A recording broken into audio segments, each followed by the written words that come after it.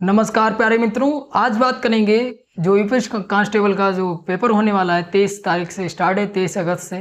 आपने आशा करते हैं आप सभी लोगों ने सिलेबस पढ़ लिया होगा। अब बात आती है प्रैक्टिस सेट की लगाने की। तो यहाँ पे जो घटना चक्र द्वारा तैयार किया गया प्रैक्टिस सेट है उसके बारे में, जो जीएस का प्रैक्टिस सेट है उसके बारे में चर्चा करेंगे। कैसे प्रश्न आयोग द्वारा बनाए जाते हैं आइए देख लेते हैं। यहाँ पे पहले प्रैक्टिस सेट की जीएस की बात करेंगे। तो यहाँ पे जो पहला जो प्रश्न दिया है, यहाँ पे नवाब सिराजुद्दौला की बेगम का प्रसिद्ध मकबरा बहू बेगम का मकबरा निम्नलिखित में से किस स्थान पर अवस्थित है। यहाँ पे जो सिराजुद्दौला है उनकी बेगम का जो मकबरा है, यहाँ पे मकबरे का नाम भी बता दिया है और ये पूछा है किस शहर में स्थित है। यहाँ पे आजमगढ़ दिया है, लखनऊ दिया है, प्रयागराज दिया है, फैजाबाद दिया है। तो यहाँ पे जो राइट आंसर हो जाएगा वो आंसर नंबर डी से होगा, फैजाबाद। अब इसका नाम भी बदल गया है, अब इसको अयोध्या के नाम से जाना जाता है, ये भी याद रखिएगा। फिर यहाँ पे जो अगला प्रश्न दिया है, निम्नलिखित राज्यों में से किससे उत्तर प्रदेश की सीमा नहीं लगती। यहाँ पे नहीं लगती ये पूछा है, प्रश्न को भी बड़े ध्यान से पढ़िएगा। तो यहाँ पे दिया है राजस्थान, पंजाब, हरियाणा और उपरोक्त में से कोई नहीं। तो यहाँ पे जो राइट आंसर हो जाएगा वो आंसर नंबर बी वाला सही होगा, बी वाला आंसर नंबर सही होगा। अगर पूछ लिया जाए कितने राज्यों से उत्तर प्रदेश जो है सीमा साझा करता है, तो 8 राज्य और एक केंद्र शासित प्रदेश से सीमा साझा करता है। ये केंद्र शासित प्रदेश दिल्ली से करता है और 8 राज्य हैं। अगर पूछ लिया जाए कि जो उत्तर प्रदेश है किस देश से सीमा साझा करता है, तो नेपाल से सीमा साझा करता है। अगर पूछ लिया जाए किस दिशा से, तो उत्तर की दिशा से सीमा साझा करता है नेपाल से। और 8 राज्य हैं, एक केंद्र शासित प्रदेश और एकमात्र जो देश है वो नेपाल है, इससे सीमा साझा करता है। फिर अगले प्रश्न की बात कर लेते हैं। अगला जो प्रश्न दिया है, उत्तर प्रदेश में खरीफ की फसल बुआई होती है। यहाँ पे खरीफ की फसल की बुआई पूछी है, तो आप लोग ऐसे ही अंदाजा लगा सकते हैं जो इस समय धान की बुआई हो रही है। तो यहाँ पे जो राइट आंसर हो जाएगा वो आंसर नंबर जून जुलाई के दौरान होती है, याद रखिएगा। फिर अगला जो प्रश्न दिया है, राजीव गांधी राष्ट्रीय विमानन विश्वविद्यालय उत्तर प्रदेश में कहाँ स्थित है। यहाँ पे पूछा है, यहाँ पे 4 शहर दिए हैं, नोएडा दिया है, आगरा दिया है और फुर्सतगंज दिया है और जो वाराणसी दिया है। यहाँ पे जो राइट आंसर पूछा है, तो इसका राइट आंसर हो जाएगा वो आंसर नंबर सी से हुआ, फुर्सतगंज। और ये कहाँ पड़ता है, तो अमेठी जिले में पड़ता है, ये भी याद रखिए, अमेठी जिले में। फिर आगे बात करते हैं। अगला जो प्रश्न दिया है, यहाँ पे अगला प्रश्न दिया निम्नलिखित में से सही सुमेलित नहीं है। यहाँ पे नहीं पूछा है सही सुमेलित कौन सा नहीं है। यहाँ पे एक तरफ गायक दिए हैं और एक तरफ गायन की शैली दी है। तो यहाँ पे जो राइट आंसर हो जाएगा वो आंसर नंबर सी से हुआ, बड़ी मैना जो है ठुमरी टप्पा नहीं है और बाकी जो है वो सही सुमेलित है। फिर अगला जो प्रश्न दिया है, निम्नलिखित में से कौन सा एवं सही सुमेलित नहीं है। यहाँ पे भी नहीं पूछा है। तो यहाँ पे एक तरफ संस्थान दिए, एक तरफ दिया है स्थान दिया है कहाँ पे स्थित है। फिर यहाँ पे जो पहला दिया है, भारतीय सब्जी अनुसंधान संस्थान वाराणसी दिया है, केंद्रीय पोषण उद्यान संस्थान श्रीनगर दिया है, भारतीय गन्ना अनुसंधान संस्थान लखनऊ दिया है, भारतीय दलहन अनुसंधान संस्थान कानपुर दिया है। तो इसका जो राइट आंसर हो जाएगा, जो सही सुमेलित नहीं है, वो बी वाला आंसर सही होगा। या ये श्रीनगर नहीं होगा बल्कि लखनऊ होगा। ये जो है संस्थान वो लखनऊ में स्थित है, याद रखिए, लखनऊ में स्थित है। आगे चलते हैं। अगला जो प्रश्न दिया है महत्वपूर्ण प्रश्न है, ये परीक्षाओं में जरूर पूछा जाएगा, करंट अफेयर से प्रश्न है। प्रश्न दिया है 18वीं लोकसभा के लिए हुए चुनाव भाजपा के नेतृत्व वाली एनडीए के गठबंधन में कुल कितनी सीटें जीतकर पूर्ण बहुमत हासिल किया। यहाँ पे जो भाजपा है उसने एनडीए में शामिल होकर कितना बहुमत हासिल किया, मतलब कितनी सीटें जीतकर हासिल किया बहुमत। तो ये जो है वो ऑप्शन नंबर ए सही होगा, 292 सीटें जीतकर बहुमत में आई है। अगर खुद की भाजपा की सीटें पूछनी जाए तो भाजपा की जो थी वो 240 सीटें थी, ये भी याद रखिएगा। अगर पूछे जाए जो 18वीं लोकसभा का चुनाव कब हुआ था, तो 18वीं लोकसभा का जो चुनाव हुआ था वो कब से स्टार्ट हुआ था, तो 19 अप्रैल से लेके और 1 जून तक चला था, ये भी याद रखिएगा। 19 अप्रैल से 1 जून तक चला था। अगर पूछ लिया है कितने चरणों में चुनाव हुआ, तो 7 चरणों में ये चुनाव कराया गया है। अब चुनाव के बाद जो प्रधानमंत्री तीसरी बार जो प्रधानमंत्री बन गए हैं वो कौन बन गए, नरेंद्र मोदी बन गए। और इन्होंने तीसरी बार जो शपथ ली है वो 9 जून 2024 को शपथ ली है, याद रखिएगा। फिर उसके बाद एक प्रश्न और बनाया जा सकता है कि मंत्रिपरिषद जो गठित की गई है उसमें कितने कैबिनेट मंत्री बनाए गए, 30 कैबिनेट मंत्री बनाए गए और 36 जो है वो राज्य मंत्री बनाए गए। फिर उसके बाद 5 जो है वो स्वतंत्र प्रभार बनाए गए। फिर उसके बाद अगर पूछ लिया जाए कितनी महिलाएं मंत्री बनाई गई, तो जो महिलाएं बनाई गई हैं वो कितनी बनाई गई, 7 महिलाएं जो है वो मंत्री बनाई गई।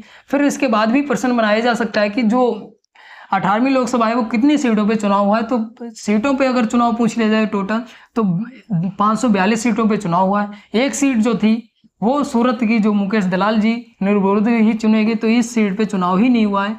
चुनाव अगर पूछा जाए तो 542 सीटों पे हुआ। अगर सांसद पूछ ले तो 543 सांसद बने हैं, ये भी याद रखिएगा। अगर पूछ ले कितनी महिलाएं सांसद बनी हैं तो 73 महिलाएं जो हैं वो सांसद बनी हैं इस बार, तो ये याद रखिए। इतनी चीज़ें जो 18वीं लोकसभा से महत्वपूर्ण बन जाती हैं, तो ये याद रखिएगा। फिर आगे बात कर लेते हैं। अगला जो प्रश्न दिया है करंट अफेयर से प्रश्न, हाल ही में किस देश ने वर्ष 2024-25 के लिए कोलंबो प्रक्रिया की अध्यक्षता ग्रहण की है? तो किस देश ने ग्रहण की? तो अपने भारत ने ग्रहण की, ये भी याद रखिएगा। भारत ऑप्शन सही होगा, ऑप्शन नंबर बी सही होगा इसका। फिर अगर आगे बात करें, यह प्रश्न भी काफी बार पूछा जाएगा, करंट अफेयर का प्रश्न है। 5 जून 2024 को किसने एक पेड़ मां के नाम अभियान का शुभारंभ किया? तो ये प्रश्न 100 में 100% इस बार परीक्षाओं में पूछा जरूर जाएगा, तो इसका जो राइट आंसर हो जाएगा वो आंसर नंबर डी से होगा, नरेंद्र मोदी। और नरेंद्र मोदी ने ये सबसे पहले कहाँ अभियान शुरू किया? तो ये जो है वो गौतम बुद्ध जो पार्क है दिल्ली में, और दिल्ली में इन्होंने जो पार्क में पहला जो पीपल का पेड़ लगाया था उससे अभियान की शुरुआत की है। अगर पूछ लिया जाए पहला कौन सा पेड़ लगाया है इस अभियान में, तो पीपल का पेड़ लगाया है। कहाँ लगाया है? तो दिल्ली में जो गौतम बुद्ध पार्क है वहाँ पे लगाया है, ये भी याद रखिएगा।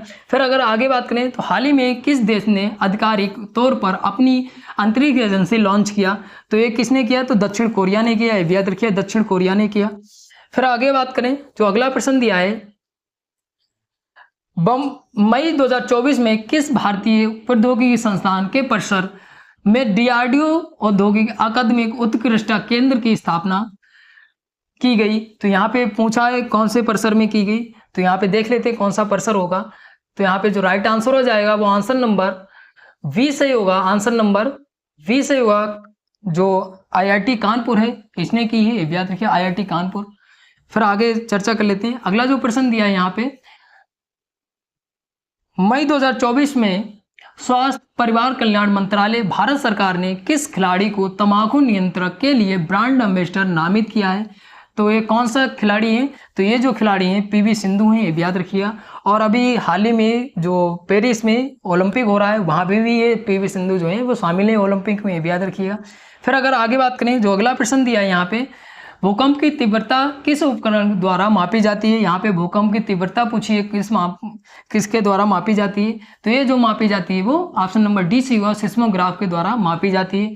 फिर अगला जो प्रश्न दिया है, पिसिकल्चर से तात्पर्य है?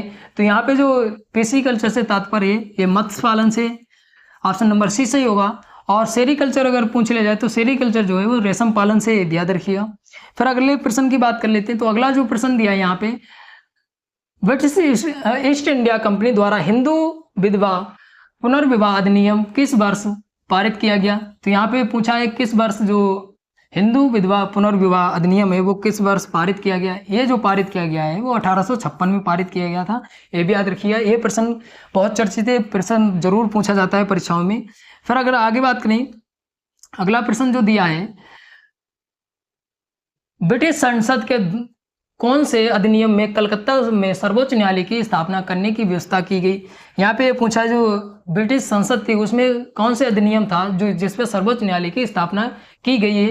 तो ये कौन सा अधिनियम था? तो जो अधिनियम था वो 1773 का अधिनियम था, ये याद रखिएगा, 1773 का।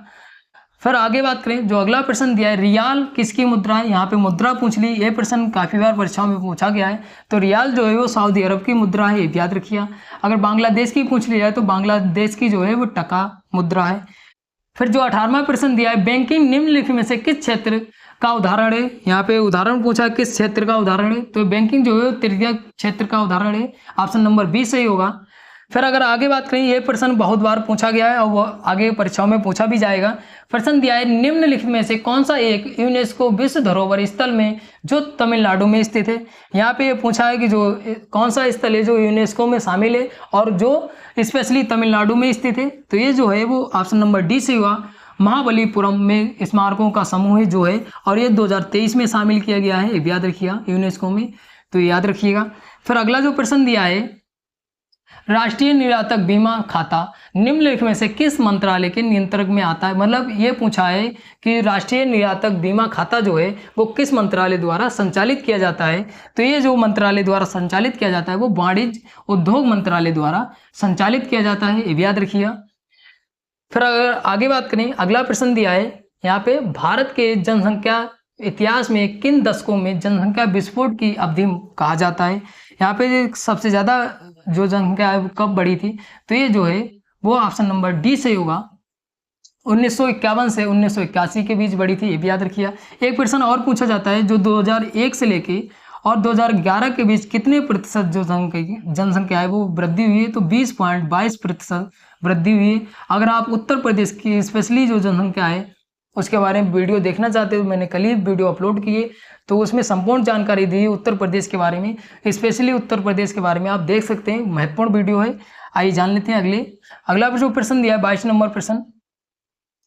22 नंबर जो प्रश्न दिया है, प्राकृतिक प्रक्रियाओं के तहत घरेलू कचरे के अपघटन को कहा जाता है। यहाँ पे पूछा है क्या कहा जाता है, तो ऑप्शन नंबर डी सही होगा, जैव निम्नीकरण प्रदूषण कहा जाता है, ऑप्शन नंबर डी सही होगा। फिर आगे देख लेते हैं, अगला जो प्रश्न दिया है यहाँ पे, किस प्रकार की मिट्टी प्रकृति में स्व जुताई वाली मिट्टी है। तो यहाँ पे जो राइट आंसर हो जाएगा वो ऑप्शन नंबर ए सही होगा, काली मिट्टी जो है वो है। आगे चलते हैं, 24 नंबर प्रश्न जो दिया है, किस शहर को भारत के मानचेस्टर के रूप में जाना जाता है। तो ये जो है वो किसको जाना जाता है, तो अहमदाबाद को जाना जाता है, ऑप्शन नंबर बी सही होगा। अगर पूर्व पर मानचेस्टर पूछ लिया जाए तो कानपुर को है, याद रखिए। फिर आगे चलते हैं, अगला जो प्रश्न दिया है यहाँ पे, ये प्रश्न काफी बार परीक्षाओं में पूछा गया है। प्रश्न दिया है, बुशमैन जनजातियां किस क्षेत्र के आसपास घूमती हैं। तो यहाँ पे पूछा है कि बुशमैन जो जनजातियां हैं वो किस क्षेत्र के आसपास घूमती हैं। तो ये जो घूमती हैं वो कालाहारी मरुस्थल के आसपास घूमती हैं। आपको कैसे याद रखना है, जो आप इसको बुरुश बना लीजिए, बुरुश जो होता है वो काली चीज़ों को सफा कर देता है, तो इसलिए इस तरीके से आप याद कर सकते हैं, कालाहारी मरुस्थल के आसपास घूमती हैं। फिर अगर आगे बात करें, हमारे राष्ट्रीय चिन्ह के नीचे आदर्श वाक्य क्या है। तो आदर्श वाक्य जो है वो सत्यमेव जयते हैं, सत्यमेव जयते हैं। और अगर पूछ ले सत्यमेव जयते कहाँ से लिया गया है, तो ये जो लिया गया है वो मुंडको उपनिषद से लिया गया है। ये प्रश्न काफ़ी बार पूछा गया है, तो ये नोट कर लीजिएगा। फिर आगे बात करें, पुलिस द्वारा तैयार किए जाने वाले दस्तावेज FIR का पूर्ण रूप पूछा है। तो ये इसका FIR का जो पूर्ण रूप होता है वो फर्स्ट इन्फॉर्मेशन रिपोर्ट होता है, ऑप्शन नंबर डी सही होगा। फिर आगे जानते हैं, 28 नंबर प्रश्न दिया है, फेसबुक की निम्नलिखित में से किस विशेषताओं को पूर्वानुमान बाजार कहा जाता है। तो इसको ये जो है ऑप्शन नंबर बी सही होगा, फोरकास्ट को कहा जाता है। फिर अगला प्रश्न जो दिया है, CERT का पूर्ण रूप पूछा है। तो इसका जो पूर्ण रूप होता है वो कंप्यूटर इमरजेंसी रिस्पांस टीम होता है, ऑप्शन नंबर डी सही होगा इसका। फिर अगला प्रश्न दिया है, 30 नंबर प्रश्न दिया है, काफी बार परीक्षाओं में पूछा गया प्रश्न दिया है, पहली देसी भारतीय मूक फिल्म राजा हरिश्चंद्र के निर्देशक कौन थे। तो ये जो थे वो दादा साहब फाल्के थे। और ये अगर पूछ रहे ये फिल्म कब बनी थी, तो 1913 में बनी थी, ये भी याद रखिए 1913 में। फिर आगे बात करें, कौन सा दिन विश्व मधुमेह दिवस के रूप में मनाया जाता है। तो ये जो है वो ऑप्शन नंबर ए सही होगा, 14 नवंबर को मनाया जाता है। अगर 14 सितंबर को पूछ लिया जाए तो 14 सितंबर को जो मनाया जाता है वो हिंदी दिवस मनाया जाता है। फिर और भी पूछा जाता है, विश्व आर्द्रभूमि दिवस कब मनाया जाता है, तो 2 फरवरी को मनाया जाता है। फिर अगर विज्ञान दिवस कब मनाया जाता है, विज्ञान दिवस जो मनाया जाता है वो 28 फरवरी को मनाया जाता है। फिर अगर पूछ लिया जाए कि जो 8 मार्च को क्या मनाया जाता है, तो महिला दिवस मनाया जाता है। फिर एक और पूछा जाता है कि राष्ट्रीय युवा दिवस कब मनाया जाता है, राष्ट्रीय युवा दिवस जो है वो 12 जनवरी को मनाया जाता है। ये कुछ महत्वपूर्ण दिवस पूछे जाते हैं। फिर आगे चलते हैं, अगला प्रश्न दिया है, महत्वपूर्ण प्रश्न दिया है, भूमि अधिग्रहण पुनर्वास पुनर्स्थापन अधिनियम में उचित मुआवजा और पारदर्शिता का अधिनियम वर्ष अधिनियमित किया गया था। मतलब कौन से वर्ष में अधिनियमित किया गया था, ये पूछा है। तो इसका जो राइट आंसर हो जाएगा वो आंसर नंबर डी से होगा, 2013 में किया गया था। फिर आगे बात करते हैं, फिर अगला जो प्रश्न दिया है 34 नंबर जो प्रश्न दिया है, आतंकवाद से निपटने के लिए पुलिस में बनी नई इकाई ATS को निम्नलिखित विस्फोट होने की सूचना पर कौन सा दस्ता भेजा जाएगा। तो कौन सा भेजा जाएगा, तो यह ऑप्शन नंबर ए से होगा, बम निरोधक दस्ता भेजा जाएगा।